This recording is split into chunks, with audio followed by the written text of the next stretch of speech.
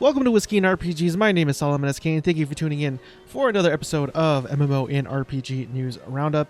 As always, I'll have the timestamps and the links to the articles that I used in this video in the pinned comment section below. And I hope you guys got your glasses or your cups ready with your beverage of choice, and let's cover the news together. Cheers to you guys.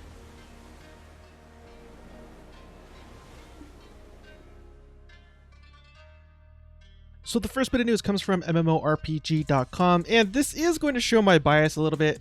If you guys didn't know already, Guild Wars, the original Guild Wars, was the very first online RPG game that I've ever played, and so it has a very special place in my heart.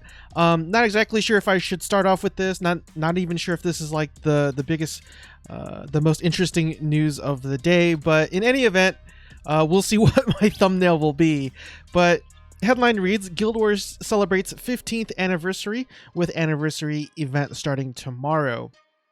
So Guild Wars is celebrating its 15th anniversary soon, with anniversary celebrations beginning tomorrow on April 22nd on Embark Beach. Additionally, the team will host a live event, or a live stream rather, on April 28th at 12 p.m. Pacific Daylight Time, to discuss their fondest memories over on their official Twitch channel. And as you can see here from guildwars2.com, yes, guildwars2.com, the Guild Wars anniversary celebration begins tomorrow, and this is referring to the original Guild Wars game. I might have to hop back in, see what it's about, see how things aged. Not well, I would guess, but because, man, this game has been out for so long.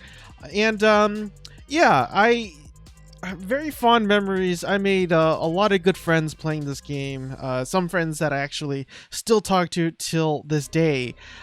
So with that being said, if you guys have any memories that you have playing this game, let me know down in the comment section below what they are. Next, we head on over to massivelyop.com to celebrate another anniversary. World of Tanks begins early 10th birthday festivities, celebrates 160 million registered players. It goes on to read, come August, the game will be turning 10 in Russia, and ahead of that, Wargaming is dropping a multi-month anniversary festival for fans of the game. Running across 4 months, the anniversary celebrations will give players a plethora of surprises to get involved in, including several exciting thematic activities, throwbacks, and missions.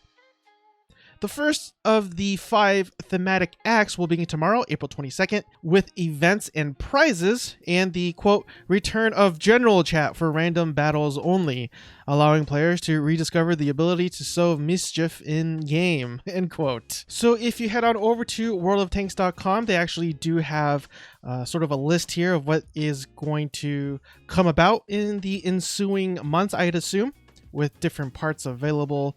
And different weeks, what they're going to do, different rewards. So yeah, if you're a World of Tanks fan, I know a lot of you guys are out there, you got some pretty awesome goodies coming your way. Next, we head on over to Gematsu.com. Dragon Ball Z Kakarot, or Kakarot, I'm not exactly sure how you pronounce it. I'm so sorry. Oh my gosh. But a new DLC, quote, a new Power Awakens Part 1, end quote, launches on April 28th. It goes on to read, Dragon Ball Z, I'm just going to call it K so I don't feel the wrath of all the weebs out there. I know, ironic considering what hat I'm wearing. But the downloadable content, quote, a new Power Awakens Part 1 will launch on April 28th exclusively via the game's Season Pass, publisher Bandai Namco and developer CyberConnect 2 announced.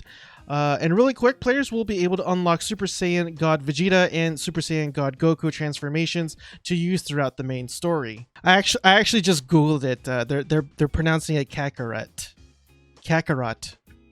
Not Kakarot. And just in case if you are curious, the game is sitting at a very positive for recent reviews and still a very positive for all reviews, and this is altogether just over 10,000 reviews. Going back over to MMORPG.com, and really quick, Star Trek Online announces 3-week double XP event. The event is set to run 3 weeks starting on April 24th and lasting through May 15th, according to their official post. Next, we head on over to massivelyop.com, and this is something that I covered not too long ago, but it's official now. Destiny's 2 inaugural Guardian Games event is officially live, and I think people were just kind of comparing it to the Olympics sort of in a way, but Destiny's 2 version of it anyway. It goes on to read all new event in Destiny 2 that pits hunters, warlocks, and titans against one another in a competition for points.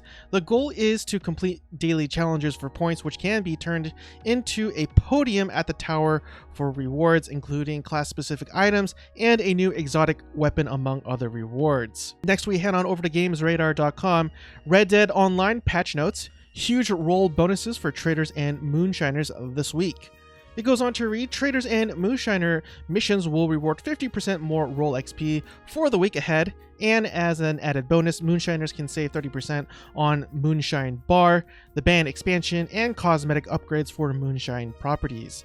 Separately, saddles are 60% off, coats are 30% off, and a wider spread of apparel is 40% off. Heading back over to MassivelyOP.com, Twin Saga updates for spring with a pirate invasion of Alfenheim. I think that's how you say it. I apologize if I'm butchering that, but it goes on to read, the newest storyline in Twin Saga is all about how a bunch of pirates are sweeping into Trade Fjord. Players ultimately get access to the Shadow Cavern dungeon as well, which brings you on a course to confront the great ancient gods that are lurking within this pirate-occupied cave. There are also new Senshi quests for players to undertake, as well as Easter and spring events. Now, I must admit, you guys know, if you've been watching me for a while, that I have certain biases against mobile titles, admittedly, but this one I wanted to cover, and I'll tell you why. But we head on over to MMOculture.com. Blade XLord, I think that's how you say it, but that's how I'll say it for now. New mobile JRPG launches in US and Canada. The team of Final Fantasy veterans at Applebot are bringing Blade XLord, the story-driven hero-collecting RPG with over 10 million downloads in Japan, is now available in iOS and Android devices. And again, that first sentence right there, the team of Final Fantasy veterans at Applebot. So if they have certain developers from Square Enix making this game, and maybe perhaps they had some sort of influence in terms of the direction, the aesthetics, the characters, and stuff like that, I'm willing to give it a chance, just because I wouldn't necessarily call myself a Square Enix super fan, but I definitely am a huge fan of the developer, and I think they crank out some really awesome games. Heading back over to MassivelyOP.com, Animal Crossing New Horizons will get new events, returning characters, and an art wing of the museum. So there's a bit of information. I'll try to get through it as fast as possible. This coming Thursday, April 23rd, we'll see a new update.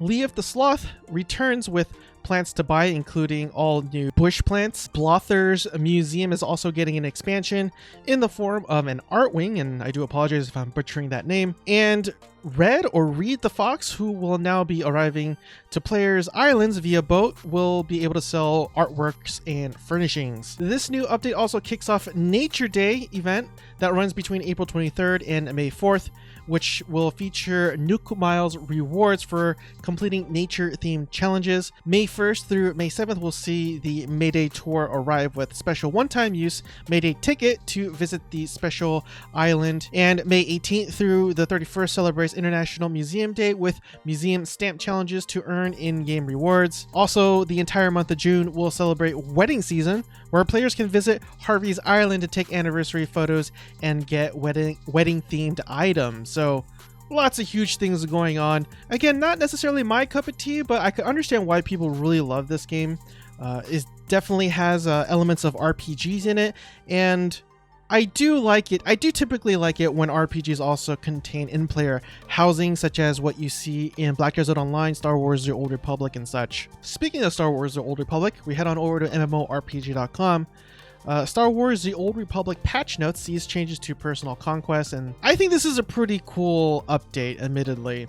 It goes on to read, the team cites the changes to make personal conquest more accessible to characters. To that end, they created 3 groups of conquest objectives based on character level ranges. And as you can see here, you got levels 10 through 49, 50 to 70, and then the last one being 71 plus. Also, if a quest objective requires you to complete a specific mission, you will be able to receive the quest and travel to its location directly from the personal quest window. So I guess what they're doing is adding a quick travel feature character to or from the objectives themselves, similar to what you kind of see with the heroic missions. When you grab a heroic mission from the fleet in that little computer, that actually gives you an item to allow your character to quick travel at the entrance or near the objective area. You can head on over to swtor.com, their official website, to read the patch notes. It's really not that long, but I did forget to mention that the update is game update 6.1.1.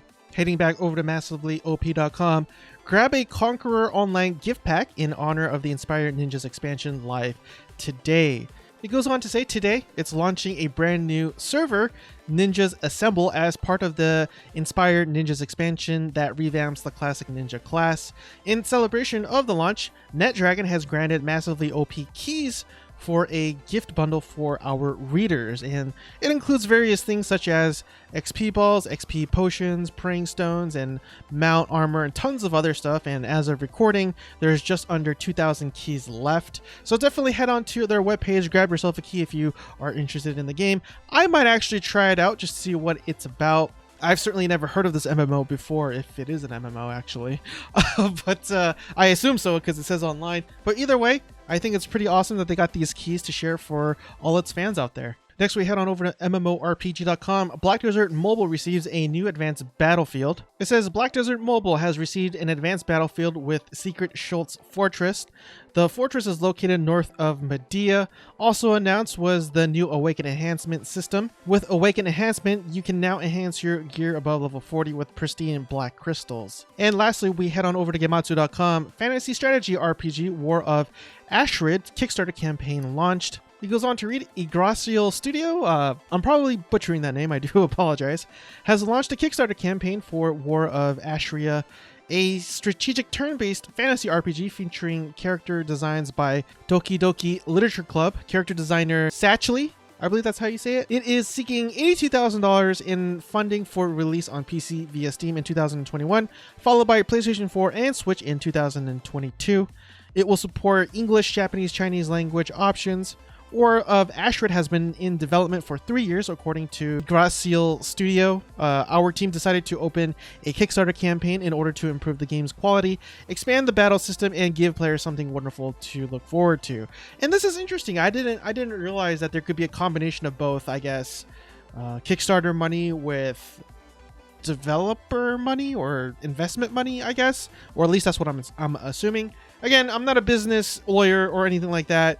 It's just very interesting to see that there is a hybrid these days with game development. So, and that does it for today's episode of MMO and RPG News Roundup. I do appreciate if you made it with me so far. The watch time does help with the algorithms. I hope you guys continue to stay safe out there. Have a blessed night, and I will see you guys next time. Cheers again, everyone.